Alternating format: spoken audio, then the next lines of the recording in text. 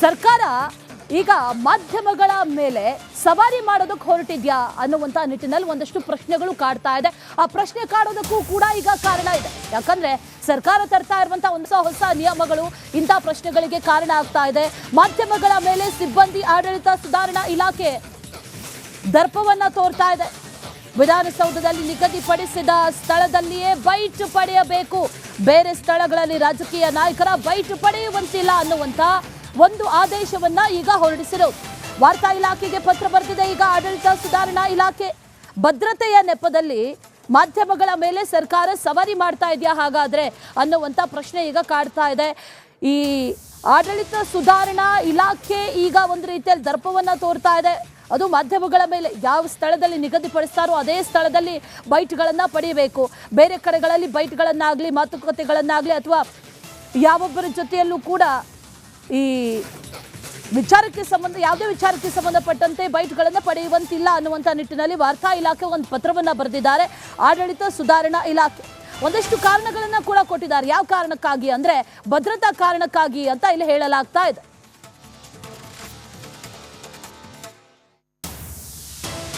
ಇದೇ ವಿಚಾರಕ್ಕೆ ಸಂಬಂಧಪಟ್ಟಂತೆ ಡೀಟೇಲ್ಸ್ ಅನ್ನ ಕೊಡ್ತಾರೆ ನಮ್ಮ ಪ್ರತಿನಿಧಿ ಅಭಿಷೇಕ್. ನೇರ ಸಂಪರ್ಕದಲ್ಲಿ ಜಾಯಿನ್ ಆಗ್ತಾ ಇದ್ದಾರೆ. ಅಭಿಷೇಕ್, ಈಗ ಒಂದೇ ಜಾಗದಲ್ಲಿ ಬೈಟ್ ಪಡಿಬೇಕು ಅಥವಾ ಇದೇ ಜಾಗದಲ್ಲಿ ಮಾತಾಡಬೇಕು ಅನ್ನುವಂಥ ರೆಸ್ಟ್ರಿಕ್ಷನ್ ಅನ್ನ ಹಾಕೋದು ಅಭಿವ್ಯಕ್ತಿ ಸ್ವಾತಂತ್ರ್ಯಕ್ಕೆ ಧಕ್ಕೆ ತಂದಂತಾಗಲ್ವಾ ಅನ್ನುವಂಥ ಪ್ರಶ್ನೆ.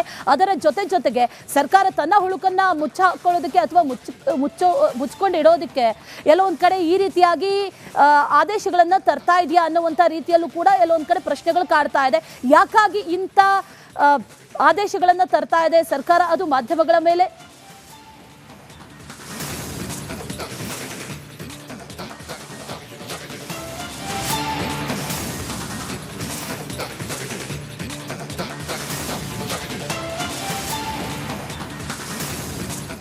ಮೊದಲನೇದಾಗಿ ಅಶ್ವಿನಿ, ಇಲ್ಲಿ ಅಭಿವ್ಯಕ್ತಿ ಸ್ವಾತಂತ್ರ್ಯವನ್ನ ಮೊಟಕುಗೊಳಿಸುವಂತ ಯತ್ನವನ್ನ ಸರ್ಕಾರ ಮಾಡ್ತಿದೆಯಾ ಅನ್ನೋದು ಪ್ರಶ್ನೆಗೆ ಸರ್ಕಾರ ಖಂಡಿತವಾಗಿ ಉತ್ತರ ನೀಡಬೇಕಾಗುತ್ತೆ. ಕಾರಣ ಏನಂದ್ರೆ ಈ ಒಂದು ಸ್ಥಳವನ್ನ ತೋರಿಸಬೇಕಾಗುತ್ತೆ. ಸಾಮಾನ್ಯವಾಗಿ ಅಸೆಂಬ್ಲಿ ನಡೆಯುವಂತ ಸಂದರ್ಭದಲ್ಲಿ, ಪರಿಷತ್ ನಡೆಯುವಂತ ಸಂದರ್ಭದಲ್ಲಿ ಮಾಧ್ಯಮಗಳಿಗಾಗಿಯೇ ಒಂದು ಕಡೆ ಪ್ಲಾಟ್ಫಾರ್ಮ್ ಅನ್ನ ಹಾಕಿಕೊಳ್ಳಲಾಗಿರುವಂಥದ್ದು. ಇದು ನಿರ್ದಿಷ್ಟವಾದ ಸ್ಥಳದಲ್ಲಿ ಮಾತ್ರ ಬೈಟ್ಗಳನ್ನ ಪಡಿಬೇಕು.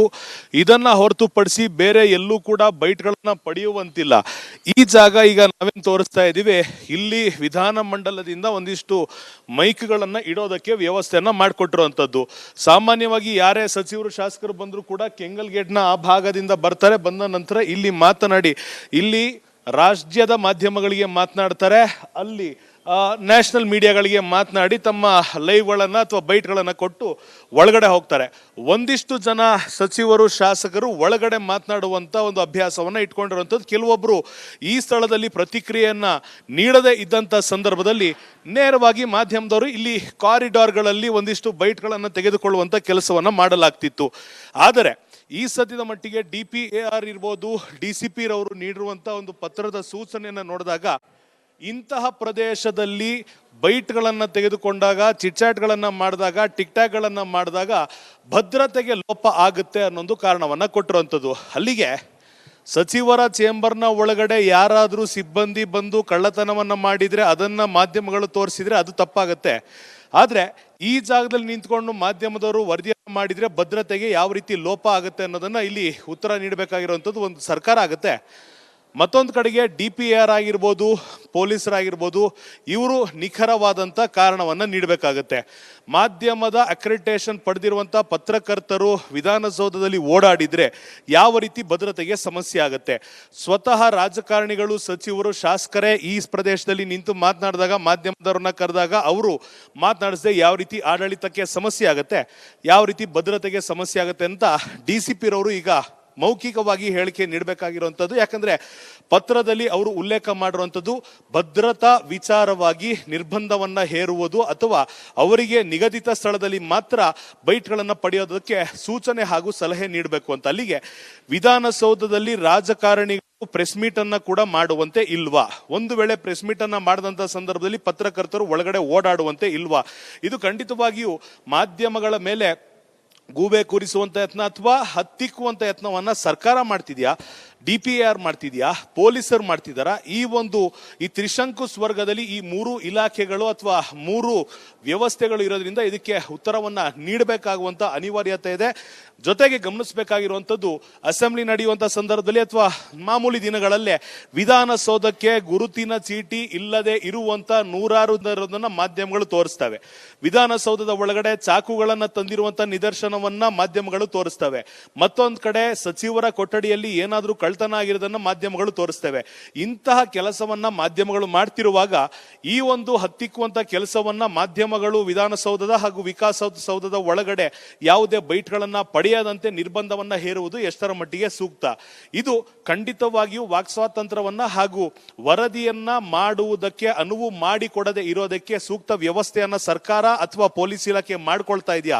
ತಮ್ಮ ಲೋಪದೋಷಗಳನ್ನ ಮುಚ್ಚಿಕೊಳ್ಳೋದಕ್ಕೆ, ತಮ್ಮ ಲೋಪದೋಷಗಳನ್ನ ಯಾರಿಗೂ ಗೊತ್ತಾಗದಂತೆ ನಿರ್ಬಂಧವನ್ನ ಮಾಧ್ಯಮಗಳ ಮೇಲೆ ಹೇರುವಂತ ಕೆಲಸವನ್ನು ಮಾಡ್ತಿದೆ ಅನ್ನೋ ಪ್ರಶ್ನೆಗೆ ಖಂಡಿತವಾಗಿಯೂ ಈಗ ಮುಖ್ಯಮಂತ್ರಿಗಳೇ ಉತ್ತರ ನೀಡಬೇಕಾಗತ್ತೆ. ಯಾಕೆಂದ್ರೆ ಈ ವಿಧಾನಸೌಧದ ಭದ್ರತೆ ಸ್ಪೀಕರ್ ಅವರಿಗೆ ಎಷ್ಟರ ಮಟ್ಟಿಗೆ ಬರುತ್ತೋ ಅದೇ ರೀತಿ ಪತ್ರಿಕೆಗಳು ಹಾಗೂ ಮಾಧ್ಯಮಗಳನ್ನ ನಿಭಾಯಿಸುವಂತ ಖಾತೆ ಸಿಎಂ ರವರ ಬಳಿ ಇರೋದ್ರಿಂದ ಸಿದ್ದರಾಮಯ್ಯನವರು ಖಂಡಿತವಾಗಿಯೂ ಇದಕ್ಕೆ ಉತ್ತರ ಕೊಡಬೇಕಾಗತ್ತೆ.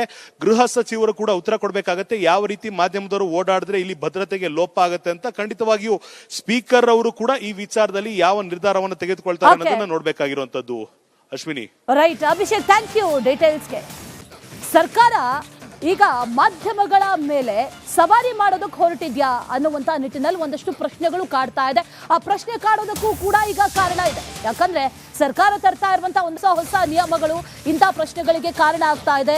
ಮಾಧ್ಯಮಗಳ ಮೇಲೆ ಸಿಬ್ಬಂದಿ ಆಡಳಿತ ಸುಧಾರಣಾ ಇಲಾಖೆ ದರ್ಪವನ್ನ ತೋರ್ತಾ ಇದೆ. ವಿಧಾನಸೌಧದಲ್ಲಿ ನಿಗದಿಪಡಿಸಿದ ಸ್ಥಳದಲ್ಲಿಯೇ ಬೈಟ್ ಪಡೆಯಬೇಕು, ಬೇರೆ ಸ್ಥಳಗಳಲ್ಲಿ ರಾಜಕೀಯ ನಾಯಕರ ಬೈಟ್ ಪಡೆಯುವಂತಿಲ್ಲ ಅನ್ನುವಂತ ಒಂದು ಆದೇಶವನ್ನ ಈಗ ಹೊರಡಿಸಿರೋದು. ವಾರ್ತಾ ಇಲಾಖೆಗೆ ಪತ್ರ ಬರೆದಿದೆ ಈಗ ಆಡಳಿತ ಸುಧಾರಣಾ ಇಲಾಖೆ. ಭದ್ರತೆಯ ನೆಪದಲ್ಲಿ ಮಾಧ್ಯಮಗಳ ಮೇಲೆ ಸರ್ಕಾರ ಸವಾರಿ ಮಾಡ್ತಾ ಇದೆಯಾ ಹಾಗಾದ್ರೆ ಅನ್ನುವಂತ ಪ್ರಶ್ನೆ ಈಗ ಕಾಡ್ತಾ ಇದೆ. ಈ ಆಡಳಿತ ಸುಧಾರಣಾ ಇಲಾಖೆ ಈಗ ಒಂದು ರೀತಿಯಲ್ಲಿ ದರ್ಪವನ್ನ ತೋರ್ತಾ ಇದೆ. ಅದು ಮಾಧ್ಯಮಗಳ ಮೇಲೆ ಯಾವ ಸ್ಥಳದಲ್ಲಿ ನಿಗದಿಪಡಿಸ್ತಾರೋ ಅದೇ ಸ್ಥಳದಲ್ಲಿ ಬೈಟ್ಗಳನ್ನ ಪಡೆಯಬೇಕು. ಬೇರೆ ಕಡೆಗಳಲ್ಲಿ ಬೈಟ್ಗಳನ್ನಾಗ್ಲಿ ಮಾತುಕತೆಗಳನ್ನಾಗ್ಲಿ ಅಥವಾ ಯಾವೊಬ್ಬರ ಜೊತೆಯಲ್ಲೂ ಕೂಡ ಈ ಯಾವುದೇ ವಿಚಾರಕ್ಕೆ ಸಂಬಂಧಪಟ್ಟಂತೆ ಬೈಟ್ಗಳನ್ನು ಪಡೆಯುವಂತಿಲ್ಲ ಅನ್ನುವಂಥ ನಿಟ್ಟಿನಲ್ಲಿ ವಾರ್ತಾ ಇಲಾಖೆ ಒಂದು ಪತ್ರವನ್ನು ಬರೆದಿದ್ದಾರೆ.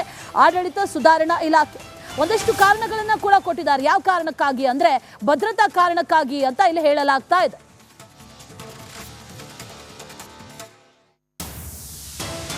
ಇದೇ ವಿಚಾರಕ್ಕೆ ಸಂಬಂಧಪಟ್ಟಂತೆ ಡೀಟೇಲ್ಸ್ ಅನ್ನ ಕೊಡ್ತಾರೆ ನಮ್ಮ ಪ್ರತಿನಿಧಿ ಅಭಿಷೇಕ್. ನೇರ ಸಂಪರ್ಕದಲ್ಲಿ ಜಾಯಿನ್ ಆಗ್ತಾ ಇದ್ದಾರೆ. ಅಭಿಷೇಕ್, ಈಗ ಒಂದೇ ಜಾಗದಲ್ಲಿ ಬೈಟ್ ಪಡಿಬೇಕು ಅಥವಾ ಇದೇ ಜಾಗದಲ್ಲಿ ಮಾತಾಡಬೇಕು ಅನ್ನುವಂಥ ರೆಸ್ಟ್ರಿಕ್ಷನ್ ಅನ್ನ ಹಾಕೋದು ಅಭಿವ್ಯಕ್ತಿ ಸ್ವಾತಂತ್ರ್ಯಕ್ಕೆ ಧಕ್ಕೆ ತಂದಂತಾಗಲ್ವಾ ಅನ್ನುವಂಥ ಪ್ರಶ್ನೆ.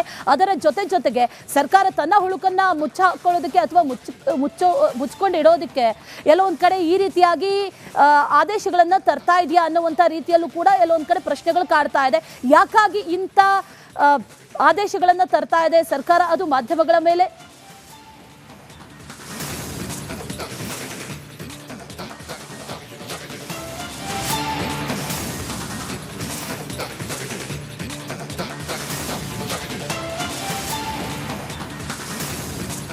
ಮೊದಲನೇದಾಗಿ ಅಶ್ವಿನಿ, ಇಲ್ಲಿ ಅಭಿವ್ಯಕ್ತಿ ಸ್ವಾತಂತ್ರ್ಯವನ್ನ ಮೊಟಕುಗೊಳಿಸುವಂತ ಯತ್ನವನ್ನ ಸರ್ಕಾರ ಮಾಡ್ತಿದೆಯಾ ಅನ್ನೋ ಪ್ರಶ್ನೆಗೆ ಸರ್ಕಾರ ಖಂಡಿತವಾಗಿ ಉತ್ತರ ನೀಡಬೇಕಾಗತ್ತೆ. ಕಾರಣ ಏನಂದ್ರೆ ಈ ಸ್ಥಳವನ್ನ ತೋರಿಸಬೇಕಾಗುತ್ತೆ. ಸಾಮಾನ್ಯವಾಗಿ ಅಸೆಂಬ್ಲಿ ನಡೆಯುವಂತ ಸಂದರ್ಭದಲ್ಲಿ, ಪರಿಷತ್ ನಡೆಯುವಂತ ಸಂದರ್ಭದಲ್ಲಿ ಮಾಧ್ಯಮಗಳಿಗಾಗಿಯೇ ಒಂದು ಕಡೆ ಪ್ಲಾಟ್ಫಾರ್ಮ್ ಅನ್ನ ಹಾಕಿಕೊಳ್ಳಲಾಗಿರುವಂಥದ್ದು. ಇದು ನಿರ್ದಿಷ್ಟವಾದ ಸ್ಥಳದಲ್ಲಿ ಮಾತ್ರ ಬೈಟ್ಗಳನ್ನ ಪಡಿಬೇಕು. ಇದನ್ನ ಹೊರತುಪಡಿಸಿ ಬೇರೆ ಎಲ್ಲೂ ಕೂಡ ಬೈಟ್ಗಳನ್ನ ಪಡೆಯುವಂತಿಲ್ಲ. ಈ ಜಾಗ ಈಗ ನಾವೇನು ತೋರಿಸ್ತಾ ಇದ್ದೀವಿ, ಇಲ್ಲಿ ವಿಧಾನಮಂಡಲದಿಂದ ಒಂದಿಷ್ಟು ಮೈಕ್ಗಳನ್ನ ಇಡೋದಕ್ಕೆ ವ್ಯವಸ್ಥೆಯನ್ನ ಮಾಡಿಕೊಟ್ಟಿರುವಂಥದ್ದು. ಸಾಮಾನ್ಯವಾಗಿ ಯಾರೇ ಸಚಿವರು ಶಾಸಕರು ಬಂದರೂ ಕೂಡ ಕೆಂಗಲ್ ಗೇಟ್ನ ಆ ಭಾಗದಿಂದ ಬರ್ತಾರೆ. ಬಂದ ನಂತರ ಇಲ್ಲಿ ಮಾತನಾಡಿ, ಇಲ್ಲಿ ರಾಜ್ಯದ ಮಾಧ್ಯಮಗಳಿಗೆ ಮಾತನಾಡ್ತಾರೆ, ಅಲ್ಲಿ ನ್ಯಾಷನಲ್ ಮೀಡಿಯಾಗಳಿಗೆ ಮಾತನಾಡಿ ತಮ್ಮ ಲೈವ್ಗಳನ್ನು ಅಥವಾ ಬೈಟ್ಗಳನ್ನು ಕೊಟ್ಟು ಒಳಗಡೆ ಹೋಗ್ತಾರೆ. ಒಂದಿಷ್ಟು ಜನ ಸಚಿವರು ಶಾಸಕರು ಒಳಗಡೆ ಮಾತನಾಡುವಂಥ ಒಂದು ಅಭ್ಯಾಸವನ್ನು ಇಟ್ಕೊಂಡಿರುವಂಥದ್ದು. ಕೆಲವೊಬ್ಬರು ಈ ಸ್ಥಳದಲ್ಲಿ ಪ್ರತಿಕ್ರಿಯೆಯನ್ನು ನೀಡದೇ ಇದ್ದಂಥ ಸಂದರ್ಭದಲ್ಲಿ ನೇರವಾಗಿ ಮಾಧ್ಯಮದವರು ಇಲ್ಲಿ ಕಾರಿಡಾರ್ಗಳಲ್ಲಿ ಒಂದಿಷ್ಟು ಬೈಟ್ಗಳನ್ನು ತೆಗೆದುಕೊಳ್ಳುವಂಥ ಕೆಲಸವನ್ನು ಮಾಡಲಾಗ್ತಿತ್ತು. ಆದರೆ ಈ ಸದ್ಯದ ಮಟ್ಟಿಗೆ DPAR ಇರ್ಬೋದು, DCP ರವರು ನೀಡಿರುವಂಥ ಒಂದು ಪತ್ರದ ಸೂಚನೆಯನ್ನು ನೋಡಿದಾಗ ಇಂತಹ ಪ್ರದೇಶದಲ್ಲಿ ಬೈಟ್ಗಳನ್ನು ತೆಗೆದುಕೊಂಡಾಗ ಚಿಟ್ಚಾಟ್ಗಳನ್ನು ಮಾಡಿದಾಗ ಟಿಕ್ಟಾಕ್ಗಳನ್ನು ಮಾಡಿದಾಗ ಭದ್ರತೆಗೆ ಲೋಪ ಆಗುತ್ತೆ ಅನ್ನೊಂದು ಕಾರಣವನ್ನು ಕೊಟ್ಟಿರುವಂಥದ್ದು. ಅಲ್ಲಿಗೆ ಸಚಿವರ ಚೇಂಬರ್ನ ಒಳಗಡೆ ಯಾರಾದರೂ ಸಿಬ್ಬಂದಿ ಬಂದು ಕಳ್ಳತನವನ್ನು ಮಾಡಿದರೆ ಅದನ್ನು ಮಾಧ್ಯಮಗಳು ತೋರಿಸಿದರೆ ಅದು ತಪ್ಪಾಗತ್ತೆ. ಆದರೆ ಈ ಜಾಗದಲ್ಲಿ ನಿಂತ್ಕೊಂಡು ಮಾಧ್ಯಮದವರು ವರದಿಯನ್ನು ಮಾಡಿದರೆ ಭದ್ರತೆಗೆ ಯಾವ ರೀತಿ ಲೋಪ ಆಗುತ್ತೆ ಅನ್ನೋದನ್ನು ಇಲ್ಲಿ ಉತ್ತರ ನೀಡಬೇಕಾಗಿರುವಂಥದ್ದು ಒಂದು ಸರ್ಕಾರ ಆಗುತ್ತೆ. ಮತ್ತೊಂದು ಕಡೆಗೆ DPR ಆಗಿರ್ಬೋದು, ಪೊಲೀಸರಾಗಿರ್ಬೋದು, ಇವರು ನಿಖರವಾದಂಥ ಕಾರಣವನ್ನು ನೀಡಬೇಕಾಗತ್ತೆ. ಮಾಧ್ಯಮದ ಅಕ್ರೆಡಿಟೇಷನ್ ಪಡೆದಿರುವಂಥ ಪತ್ರಕರ್ತರು ವಿಧಾನಸೌಧದಲ್ಲಿ ಓಡಾಡಿದರೆ ಯಾವ ರೀತಿ ಭದ್ರತೆಗೆ ಸಮಸ್ಯೆ ಆಗುತ್ತೆ. ಸ್ವತಃ ರಾಜಕಾರಣಿಗಳು, ಸಚಿವರು, ಶಾಸಕರೇ ಈ ಪ್ರದೇಶದಲ್ಲಿ ನಿಂತು ಮಾತನಾಡಿದಾಗ, ಮಾಧ್ಯಮದವ್ರನ್ನ ಕರೆದಾಗ ಅವರು ಮಾತನಾಡಿಸದೆ ಯಾವ ರೀತಿ ಆಡಳಿತಕ್ಕೆ ಸಮಸ್ಯೆ ಆಗುತ್ತೆ, ಯಾವ ರೀತಿ ಭದ್ರತೆಗೆ ಸಮಸ್ಯೆ ಆಗುತ್ತೆ ಅಂತ DCP ರವರು ಈಗ ಮೌಖಿಕವಾಗಿ ಹೇಳಿಕೆ ನೀಡಬೇಕಾಗಿರುವಂಥದ್ದು. ಯಾಕಂದ್ರೆ ಪತ್ರದಲ್ಲಿ ಅವರು ಉಲ್ಲೇಖ ಮಾಡಿರುವಂಥದ್ದು ಭದ್ರತಾ ವಿಚಾರವಾಗಿ ನಿರ್ಬಂಧವನ್ನ ಹೇರುವುದು ಅಥವಾ ಅವರಿಗೆ ನಿಗದಿತ ಸ್ಥಳದಲ್ಲಿ ಮಾತ್ರ ಬೈಟ್ಗಳನ್ನು ಪಡೆಯೋದಕ್ಕೆ ಸೂಚನೆ ಹಾಗೂ ಸಲಹೆ ನೀಡಬೇಕು ಅಂತ. ಅಲ್ಲಿಗೆ ವಿಧಾನಸೌಧದಲ್ಲಿ ರಾಜಕಾರಣಿಗಳು ಪ್ರೆಸ್ ಮೀಟ್ ಅನ್ನ ಕೂಡ ಮಾಡುವಂತೆ ಇಲ್ವಾ? ಒಂದು ವೇಳೆ ಪ್ರೆಸ್ ಮೀಟ್ ಅನ್ನ ಮಾಡಿದಂತ ಸಂದರ್ಭದಲ್ಲಿ ಪತ್ರಕರ್ತರು ಒಳಗಡೆ ಓಡಾಡುವಂತೆ ಇಲ್ವಾ? ಇದು ಖಂಡಿತವಾಗಿಯೂ ಮಾಧ್ಯಮಗಳ ಮೇಲೆ ಗೂಬೆ ಕೂರಿಸುವಂತ ಯತ್ನ ಅಥವಾ ಹತ್ತಿಕ್ಕುವಂತ ಯತ್ನವನ್ನ ಸರ್ಕಾರ ಮಾಡ್ತಿದ್ಯಾ, DPR ಮಾಡ್ತಿದ್ಯಾ, ಪೊಲೀಸರು ಮಾಡ್ತಿದಾರ? ಈ ತ್ರಿಶಂಕು ಸ್ವರ್ಗದಲ್ಲಿ ಈ ಮೂರು ಇಲಾಖೆಗಳು ಅಥವಾ ಮೂರು ವ್ಯವಸ್ಥೆಗಳು ಇರೋದ್ರಿಂದ ಇದಕ್ಕೆ ಉತ್ತರವನ್ನ ನೀಡಬೇಕಾಗುವಂತ ಅನಿವಾರ್ಯತೆ ಇದೆ. ಜೊತೆಗೆ ಗಮನಿಸಬೇಕಾಗಿರುವಂತದ್ದು ಅಸೆಂಬ್ಲಿ ನಡೆಯುವಂತ ಸಂದರ್ಭದಲ್ಲಿ ಅಥವಾ ಮಾಮೂಲಿ ದಿನಗಳಲ್ಲೇ ವಿಧಾನಸೌಧಕ್ಕೆ ಗುರುತಿನ ಚೀಟಿ ಇಲ್ಲದೆ ಇರುವಂತ ನೂರಾರು ಮಾಧ್ಯಮಗಳು ತೋರಿಸ್ತವೆ. ವಿಧಾನಸೌಧದ ಒಳಗಡೆ ಚಾಕುಗಳನ್ನ ತಂದಿರುವಂತ ನಿದರ್ಶನವನ್ನ ಮಾಧ್ಯಮಗಳು ತೋರಿಸ್ತವೆ. ಮತ್ತೊಂದು ಕಡೆ ಸಚಿವರ ಕೊಠಡಿಯಲ್ಲಿ ಏನಾದ್ರೂ ಕಳ್ತನ ಆಗಿರೋದನ್ನ ಮಾಧ್ಯಮಗಳು ತೋರಿಸ್ತವೆ. ಇಂತಹ ಕೆಲಸವನ್ನ ಮಾಧ್ಯಮಗಳು ಮಾಡ್ತಿರುವಾಗ ಈ ಒಂದು ಹತ್ತಿಕ್ಕುವಂತ ಕೆಲಸವನ್ನ ಮಾಧ್ಯಮಗಳು ವಿಧಾನಸೌಧದ ಹಾಗೂ ವಿಕಾಸಸೌಧದ ಒಳಗಡೆ ಯಾವುದೇ ಬೈಟ್ಗಳನ್ನ ಪಡೆಯದಂತೆ ನಿರ್ಬಂಧವನ್ನ ಹೇರುವುದು ಎಷ್ಟರ ಮಟ್ಟಿಗೆ ಸೂಕ್ತ?